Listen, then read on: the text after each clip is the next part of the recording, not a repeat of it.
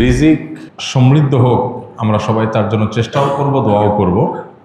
সেই সাথে আরেকটা কাজ আমাদের করতে হবে, তা হলো আমাদের চাহিদাগুলোকে সীমিত করার চেষ্টা করতে হবে, চাওয়াগুলোকে সংক্ষেপ করার চেষ্টা করতে হবে। একজন মুসলমান দুনিয়াটা যেহেতু তার জন্য তেমন গুরুত্বপূর্ণ না আখিরাতের তুলনায়, সেজন্য দুনিয়াতে আমি খেয়ে পরে কোনো মতে বাঁচার ব্যবস্থা হয় কিনা, জান বাঁচার মতো ব্যবস্থা হয় কিনা, এই চেষ্টা করতে হবে। আমাদের নবী করিম সাল্লাল্লাহু আলাইহি সাল্লামের বাসায়, তার ঘরে মাসকে মাস অতিবাহিত হয়েছে, শুধু শুকনা খেজুর আছে, কিচ্ছু নাই, চাল ডাল গোশ কিচ্ছু নেই, মাসকে মাস। আপনি বা আমরা নিশ্চয়ই এর চাইতে বেশি অভাবী না, কিন্তু নবী করিম সাল্লাল্লাহু আলাইহি সাল্লাম কোনোদিন তার অভাবের ব্যাপারে কারো কাছে অভিযোগ করেন নাই। তার মানে ওইটা তিনি মেনে নিয়েছেন যে আল্লাহ তাআলা আমার কি অবস্থা রাখছে, আলহামদুলিল্লাহ। তরকারি নাই, লবণ দিয়ে ভাত খাবো, কাঁচামরিচ দিয়ে খাবো, ভাত দুই বেলা নাই, একবেলা আছে, একবেলা খাবো, ভাত দুই বেলা সবর করবো। এই মানসিকতাটা লালন করলে যেটা হবে, এই যে রিজিকের কষ্ট, যতটা না ক্ষুধার কষ্ট, যতটা না পেটের কষ্ট, তার চেয়ে বেশি মনের কষ্ট। যেমন নাই, মানসিকভাবে আমি ডিপ্রেসড হয়ে যাচ্ছি, অনেকের আছে আমার নাই, পেরেশান হচ্ছি, দুশ্চিন্তাগ্রস্ত হচ্ছি। এজন্য এগুলো উচিত না, এগুলো যথাসম্ভব দূর করার চেষ্টা করা দরকার। অর্থাৎ আমি আমার নিজেকে চেষ্টা করব আমার চাহিদাকে সংক্ষেপ করার এবং যে অবস্থা আছে অবস্থা শুকর আদায় করার। সেই সাথে আপনি চেষ্টা করবেন, সাধনা করবেন, মেহনত করবেন এবং সিরিয়াসলি কাজ করবেন। আমাদের অনেক ভাই আছে যাদের রিজিকের কষ্টে তারা ভোগেন, কিন্তু রিজিকের কষ্টটা হয় মূলত বেশিরভাগ মানুষেরই সিরিয়াসনেসের ঘাটতি আছে, অথবা কোনো কাজকে ছোট মনে করেন, তিনি সব কাজ করতে চান না। মন মানসিকতা যদি এভাবে করেন যে আমি যে কোনো হালাল উপার্জনের মাধ্যম পাই সেটা আমি করবো ইনশাআল্লাহ। এক জায়গায় একটা কাজ করছি, সব বেটে বলে হচ্ছে না, সব মন মতে হচ্ছে না, এটাই দুনিয়া, এটা জান্নাত না, এখানে সব মন মতে হবে না। আপনি মনে করছেন অন্য অনেকে কাজ করছে, তারা কত শান্তিতে আছে। আপনি যাদেরকে শান্তিতে আছে মনে করছেন, হয়তোবা তারা অনেকে অনেক অশান্তিতে আছে, আপনি জানেন না। একজন খুব চকচকা অফিসে খুব টিপটপ গাড়িতে চলাফেরা করে, যাই দেখেন ওখানে তার এমন এমন কষ্টের মধ্যে সে আছে যে আপনি চিন্তাও করতে পারবেন। সবসময় মানুষ অন্যটাকে অনেক বেশি ভালো মনে করে, নিজেরটাকে অনেক কষ্টের মনে করে।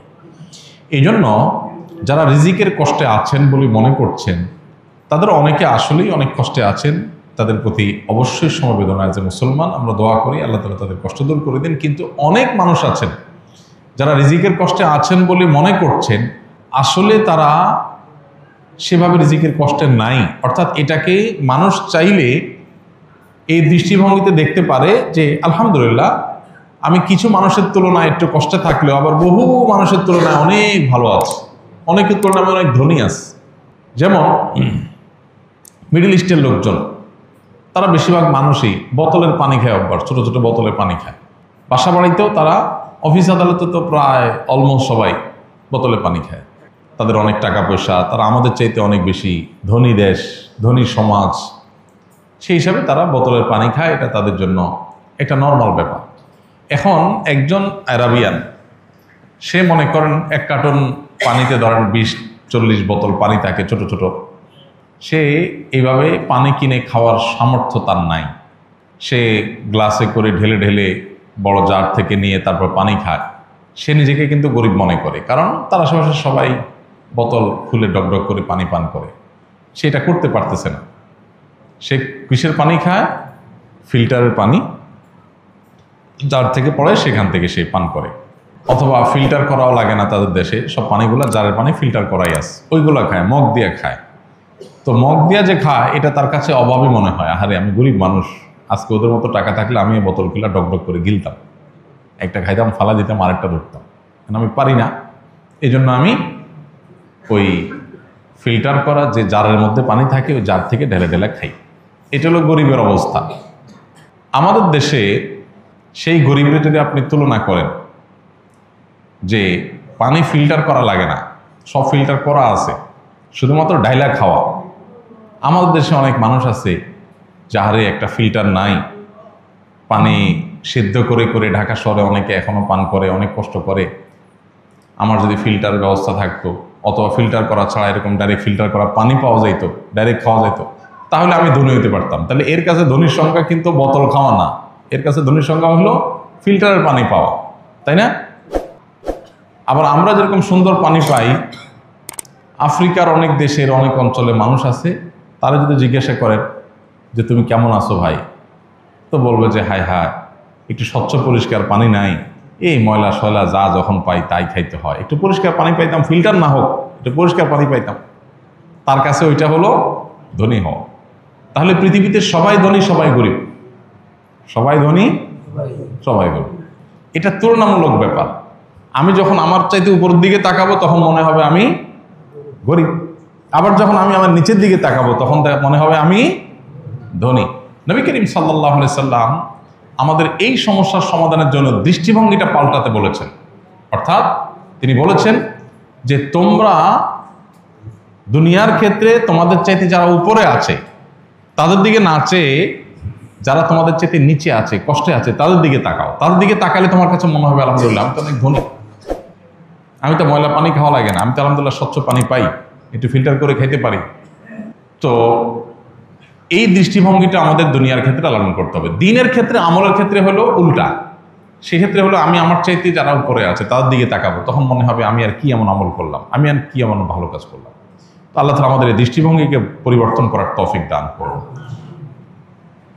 আমরা যারা কষ্টে আছি, অভাবে আছি, তারা মনে কষ্ট নেব না, তারা ভুল বুঝবো না যে হুজুর আমরা কষ্টের কথা বললে আপনি ওয়াজ শুনাই দেন কেন, পারলে একটু আসন্ন ফাউন্ডেশন থেকে টাকা এনে দিয়ে দিবেন, টাকা না দিয়ে আপনি ওয়াজ শুনাই দেন কেন। ভাই, টাকা আসন্ন ফাউন্ডেশনের টাকা এভাবে দিতে পারবো কি পারবো না সেটা তো ভিন্ন আলাপ, কিন্তু টাকার চাইতে বড় সলিউশন হলো এই মানসিকতার পরিবর্তন। এটা হলো আসল ট্রিটমেন্ট, স্থায়ী ট্রিটমেন্ট।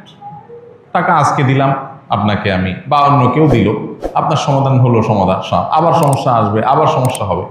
মানসিকতা যদি পরিবর্তন করে নেন দেখবেন যে আপনার ট্রিটমেন্ট নিজেরটা নিজে করতে পারবে। বেশিরভাগ ক্ষেত্রেই মানসিকতা পরিবর্তন করে আমাদের অভাবে আসি যে এই মানসিকতাই দূর করা সম্ভব। আমি অভাবে নাই, আমি অভাবে নাই আলহামদুলিল্লাহ, বহু মানুষের তুলনায় আমি ভালো আছি আল্লাহ শুকর। তাহলে আপনার মানসিকভাবে যে কষ্টটা এটাই দূর হয়ে যাবে।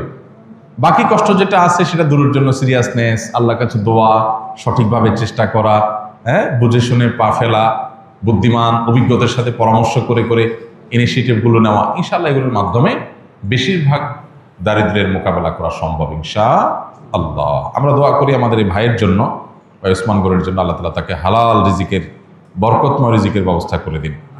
আর অনেক ভাই অনেক কষ্টে আছেন রিজিকের, আল্লাহ তাআলা সবার জন্য ব্যবস্থা করে দিন।